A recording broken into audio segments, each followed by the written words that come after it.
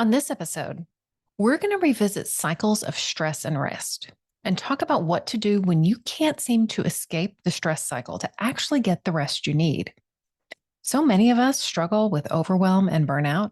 And when those things are happening in our bodies, it's next to impossible to cycle gently between stress and rest as we would like to in a healthy way. But with awareness comes strategies. And today we'll talk about practical strategies to move you forward.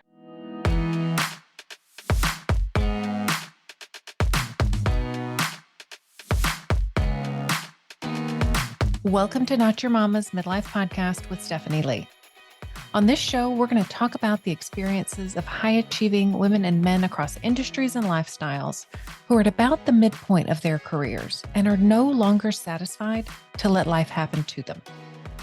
Together, we're going to purposefully create the second half of our lives by addressing burnout and overwork, getting clarity on how we are creating the experience of our lives, how we're conspiring to keep ourselves stuck, identifying and articulating what it is that we really want for the second half of our lives, and creating a plan to achieve it.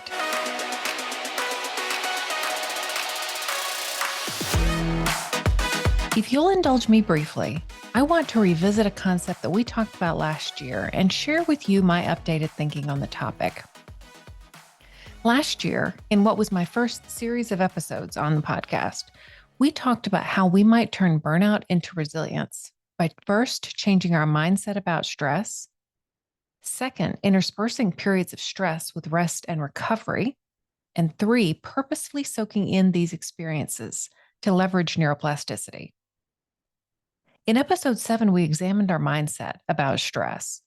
We talked about how we can change our mindset about stress and that research suggests that the deleterious effects of stress on our health come about when we believe that stress has a negative impact on our health, and that viewing stress as an enhancer, a catalyst for growth, may actually be protective in some way.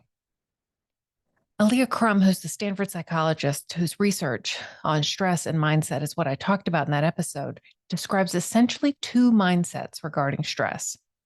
One, stress is harmful, or two, stress is enhancing. As I told you in episode 7, I find the idea of stress as enhancing most accessible. That is, I can actually believe it when I view it through the lens of weight training. You lift weights, you tear and break down a muscle, and then you rest and your body rebuilds it stronger. Importantly, it requires both the tearing down of the muscle and the rest for the increase in strength to occur. Stuhlberg and Magnus in the book Peak Performance examined what makes high performers across domains, athletes, entrepreneurs, creatives, different from the rest of us. In this book, they coined the term growth equation, where growth equals stress plus rest. And they outlined the following steps to the equation. Isolate the muscle or capability you want to grow, stress it, rest and recover, and repeat, stressing the capability a bit more than you did last time. It's pretty easy to see how this might play out for athletes. If you're working to improve your 5K time, you can identify that as your goal, engage in training to increase your race pace, rest and recover between trainings, and repeat as your fitness increases. But according to Stuhlberg and Magnus, the same pattern is evident in creatives. They cite the work of Mikhail Csikszentmihalyi. I think I'm pronouncing that correctly based on what I could find on the Googles, but you'll have to check me out there. Certainly the spelling is in the show notes. That is Mikhail Csikszentmihalyi, who coined the term flow, which we now use to describe that place where the work or the creativity just appears to be cooking. Csikszentmihalyi found the creative geniuses alternate between periods of total immersion with their work and periods of rest and restoration. He described that total immersion as unremitting focus. We went on in episode 8 to talk about applying the concept of stress and rest cycles to high-achieving knowledge workers, like many of you. Specifically, we asked, what does this look like for the burned out knowledge worker who wants to get out of burnout and develop more resilience? This is the ability to engage in hard, rigorous, intense work, to be stressed, and then to come back to yourself relatively quickly where you're not recovering from the effects of stress quite so much. If you haven't listened to episode 8, I would encourage you to do so. We talked about the benefits of focused work. It feels good. We develop satisfaction from a job well done. The work is actually performed better and at higher quality, and it takes less time. And we talked about ways that we could effectively integrate rest during the workday, in the evening, on the weekends, and then for longer, more intermittent periods of vacation or time away. So I'm curious about whether or not you tried this approach. And if so, what did you learn? What went well? What was harder? I was using this technique in the fall, and I'm going to share with you some of what I observed for myself. Most notably, when it was time for me to rest, if I'm being like super diligent with this, I'll use a timer to decide how long I'm going to work and then rest. So, what was most notable to me when the timer went off was a desire to just keep going, to not stop and rest so that I could rest completely when the job was done. And a not insignificant piece of this had to do with what I was thinking about taking a break. This is silly. I don't need to take a break. I can just keep going. This isn't actually long enough for a meaningful break anyway. I'd rather work straight through and just be done sooner. And actually, it was that last one that was huge for me. I'll just keep pressing on and then I can be done and rest when it's all over. So that was my experience in the micro with daily stress and rest cycles, my mid workday kind of breaks. Tremendous resistance to actually taking a rest break. But what I noticed when I didn't take those few minutes to recalibrate, to rest, what I found was at the end of the day, it was very, very hard to come down from the day. I also noticed that I couldn't shut off. And I mentioned this on a later podcast. I think it was the one where I talked to you about the metaphorical check engine light coming on. For me, I found myself tired and frayed around the edges and with the distinct feeling that I couldn't come down. Basically, I was having a challenging time with stress and rest cycles because I was having a hard time exiting the stress cycle, both in the macro overall, which led to the check engine light episode, and in the day to day of working for a period and taking a break, with the smaller incidents of not taking a break during the day leading to the larger fatigue and feeling it resulted in the overall. So that was my experience. And I was wrestling through how to get my mind around it and what to do about it. I took a class in the fall called the Burnout Masterclass from a trauma-informed life coach in the UK. Her name is Louise Lewis. And of course, I'll link her in the show notes. I've heard about and been exposed to polyvagal theory and the lens of viewing trauma through our nervous system before. But the way that Louise explained in her course, viewing burnout through the lens of the nervous system, really hit home to me, and I suspect that it will for you too. Now, I'm a student of these concepts, and by no means do I have expertise. Typically, I like to share things with you that I feel like I have some mastery of, but that's not really the case here. I'm punching a bit above my weight class. That said, I would encourage you to access Louise's resources, as well as resources from Deb Dana and Steve Porges, all of which are going to be linked in the show notes, that will provide you with a deeper understanding of these concepts. And please do forgive me if I misstate something. But we're going to look at burnout through the lens of the nervous system. All of you are likely familiar with the parasympathetic and sympathetic branches of the peripheral nervous system. As a reminder, we talk about parasympathetic as the rest and digest system. This is what calms us down, calms our breathing, and lowers our heart rate. This is where we're functioning from when we're in complete safety. In polyvagal theory, this is simply referred to as our ventral vagal system, or simply safe and social. And it shows up when we're safe and in connection with other humans. And then there's the sympathetic branch of our nervous system, also thought of as mobilization.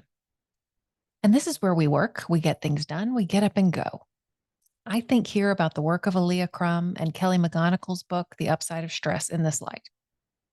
We might think of this as our tend and befriend system and also our fight and flight system. And when fight and flight, it may look like anxiety or panicky sensations, an inability to be still, feeling of being on the hamster wheel, unable to get off, maybe prone to anger or irritability, unable to sleep, unable to settle down. Sound familiar? A healthy, regulated nervous system goes up into sympathetic to get things done and then fairly easily returns to parasympathetic for rest. Basically, what I suggested for you is a way to cultivate resilience and what is represented in stress and rest cycles. But if we are indeed already burned out, if we are depleted by a series of stressful weeks or months at work, if we're on the heels of a pandemic, if we're also dealing with family stressors, we may have, probably have, already depleted our nervous system resources that allow us to gently cycle back and forth between our parasympathetic and our sympathetic nervous systems. And from this already depleted state, we'll eventually get overwhelmed and go into shutdown. This is called dorsal vagal or immobilization. And it's characterized by deep down shutdown, and it corresponds with freeze or fawn responses in the nervous system. You might think of this as the parasympathetic branch of your nervous system going into overdrive. It can look like depression, immobility, pain, heaviness, learned helplessness. It's about conserving energy and movement. It might look like going home and laying on the couch for several days. So to look at this through a different metaphor, if an animal is grazing in the field with no awareness of a threat, they're likely in their parasympathetic nervous system, ventral vagal. When they sense a threat and are running from a predator, they go into their sympathetic nervous system. When they run out of steam and lie still pretending they're already dead, they're in dorsal vagal. But high achievers and people who are passionate about their work, those who believe what they're doing is important, they can figure out how to override their nervous systems so that when they go into that deep down shutdown, they can actually push themselves back up into sympathetic to continue getting things done. And we do this by whipping ourselves up into a sympathetic state through exercise, which produces cortisol, a stress hormone, our self-talk, which becomes perhaps harsh, you've got to get this done, and other ways that we spur ourselves to get moving. For me, this voice sounds like you need to do this, and then you need to do this, and then you need to do this. One of the breakthroughs I had in 2022, and truly it was a breakthrough, was realizing that when I did sit down in the evening to rest, I was mentally going over a list, over and over a list of all of the things that I needed to do when I got up. Silly things. You're going to do the dishes, then you'll walk the dog, then you can come back in and finish that thing you need to finish before you go to shower and go to bed. All about push, push, push, go, go, go. All of that when I'm trying to come home from my day and get ready for bed. And when we're doing this, when we're lighting a match under ourselves to keep us moving, we don't even realize we're doing it. You may notice your anxiety and your overwhelm, but identify less with the idea of a deep down shutdown because you're successfully pushing right through it. If this is something that you can relate to, you may have traits that look like both the high sympathetic, anxiety and overwhelm, and the deep down shutdown. Things like anxious, rushing, pushing, stressed out, and also crashing, sleeping, unable to do anything outside of the job. And why do we do this? We do this because we believe things like, this is the price of success. This is what is required. My work is important. I'm needed. I'm the only one who can do this. So here's the other rub. These responses, both sympathetic, fight or flight, and the dorsal vagal, are happening in our bodies. And they can't just be addressed by changing the way that we think about stress.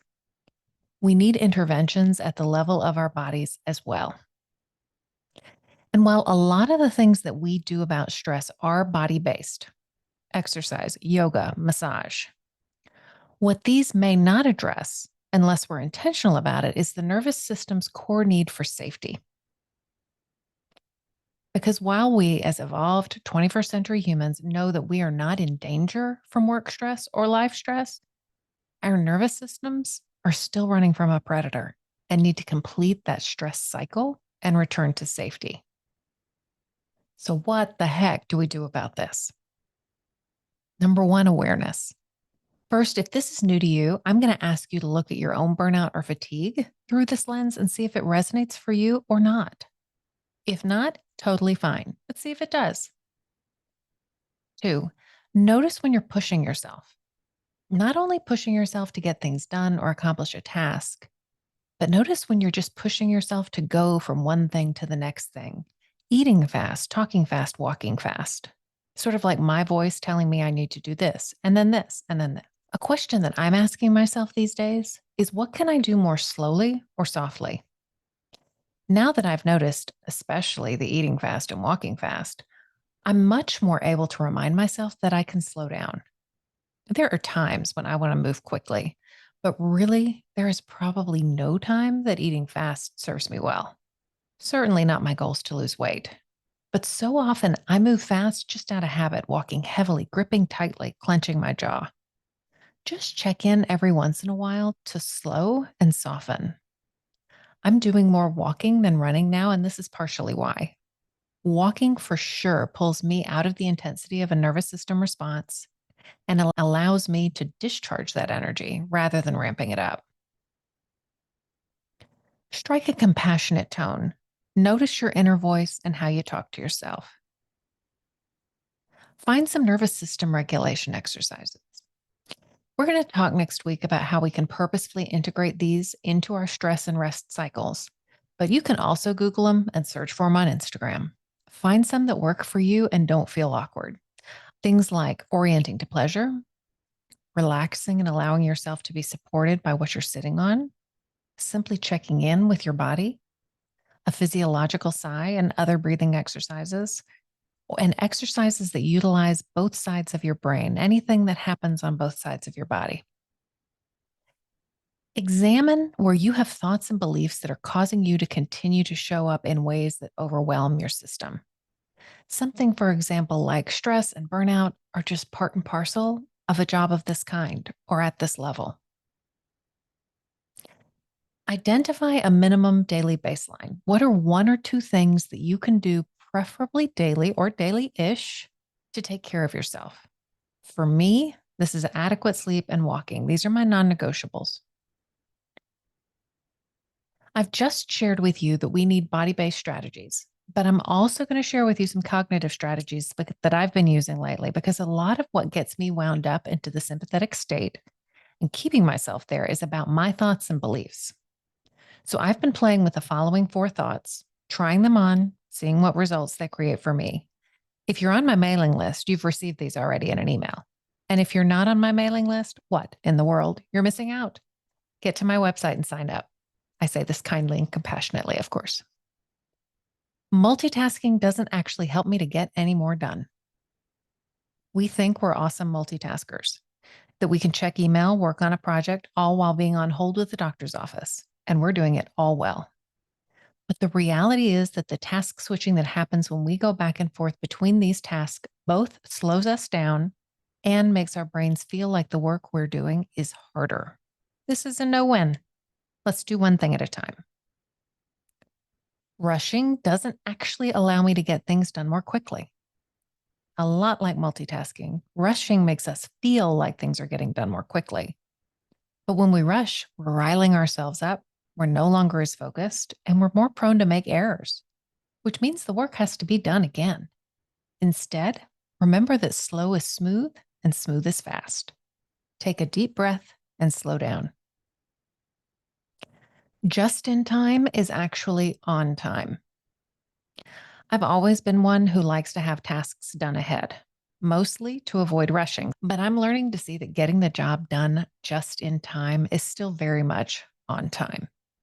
This was especially crucial as I recently had a series of obligations all in the span of a few days.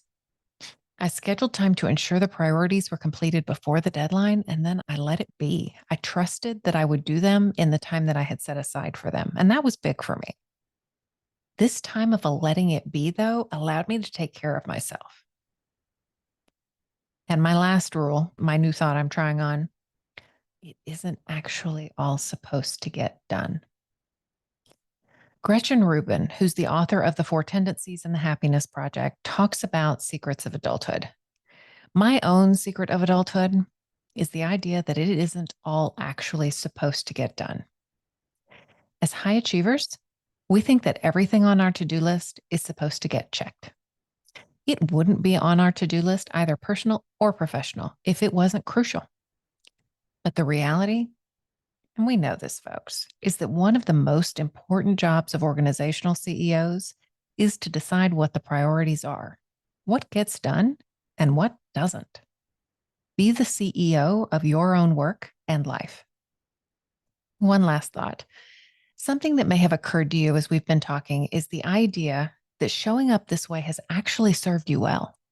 It's made you a success, or it's at least contributed to it. For sure, I relate to this entirely. I would suggest spending time thinking about exactly how much this is true, how showing up in this fashion has led to your success and is something that you've been rewarded for. And this goes back to something that I say quite often, which is this: if this is working for you, great, stick with it. And I mean that sincerely. If there isn't a problem, it doesn't need fixing. But if you are tired and burned out, it's no longer working. And there are ways to begin working on this, and I'd like to help you do that. What got us here, this way of working and showing up in the world, may not be what gets us to the next level of success. So what's next? On next week's episode, we're going to revisit stress and rest cycles through this lens, integrating more body-based and nervous system-informed strategies to assist us with moving from the sympathetic nervous system, or even the deep down shutdown state, into a healthy, regulated state where we can cycle gently between sympathetic and parasympathetic in a way that supports our goals. In the meantime, download the worksheet for this week's episode at stephanieleecoaching.com/episode 27, and it will provide you with some prompts to get you thinking about what we've discussed today. And if this work lights you up, you may be a candidate for one of the one-on-one coaching packages that I'm opening up this month. Coaching one-on-one with me offers you the opportunity to truly invest in yourself and the creation of the second half of your life. We'll uncover how you're keeping yourself stuck. We'll look at patterns that you have that are creating burnout and overwhelm and what to do about them so that you can even have the energy to think meaningfully about your life. We'll take a look at the story that you tell about your life and see where it's serving you and where it's not. And where you want to, we'll rewrite it together. We'll clean all of the junk out of the way so that you can get clear about what it is you want for the second half of your life. We can't go after goals we don't know we have. We're going to figure out what the things you want really are. I'm only offering a few of these one-on-one coaching slots. All of them are going to be a weekend afternoon. We'll do 24 sessions over the course of 6 months. Now, if this sounds like exactly what you need to wake up to your life, let's get to work. Go to my website at stephanieleecoaching.com. I have some slots reserved through the middle of January for discovery calls. These are going to go quickly, so if this is something you're interested in, go ahead and sign up. If the times on my calendar don't work for you, let's chat. Email me at hello@stephanieleecoaching.com and we'll find a time that does. Thanks for sticking with me through the 27th episode of Not Your Mama's Midlife Podcast. And I do hope you'll join me back here on your favorite podcast player or YouTube for our next episode. Wherever you listen, please do like and subscribe. Tell your friends. And if you're enjoying it, leave us a rating on Apple Podcasts. It really helps others find the show. Have a great week, and I can't wait to chat with you again soon. Bye.